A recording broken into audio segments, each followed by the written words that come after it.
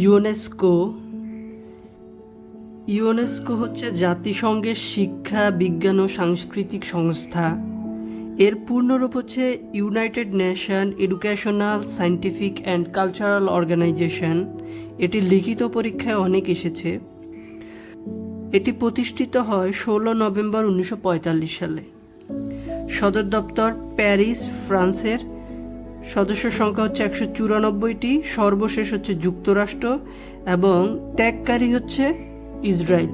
অর্থাৎ যুক্তরাষ্ট্র 1984 সালে ত্যাগ করে 2003 সালে আবার ইউনেস্কোতে যোগদান করে।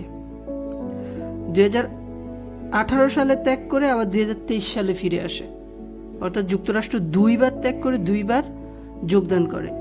বাংলাদেশ সদস্যপদ লাভ করে 1972 সালের 27 অক্টোবর। কলিঙ্গ পুরস্কার ইউনেস্কো বিজ্ঞানে অবদানের জন্য প্রদান করে কলিঙ্গ পুরস্কার। একমাত্র বাংলাদেশি হিসাবে আবদুল্লাহ আল মুতি শরফুদ্দিন এই পুরস্কারটি অর্জন করে। ওমেন ইন সায়েন্স অ্যাওয়ার্ড পান ডক্টর ফেরদৌস কাদেরী।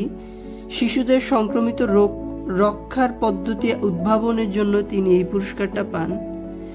21শে ফেব্রুয়ারিকে আন্তর্জাতিক মাতৃভাষা দিবস হিসাবে ঘোষণা করেন 15 নভেম্বর 1999 সালে ইউনেস্কোর 30তম অধিবেশনে।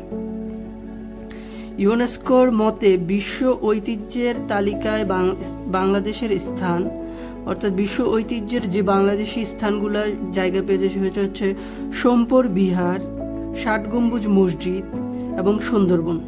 ইউনেস্কোর মতে স্পর্শকাতর বা অধরা সংস্কৃতির ঐতিহ্যের তালিকায় বাংলাদেশের 5টি সংস্কৃতি আছে।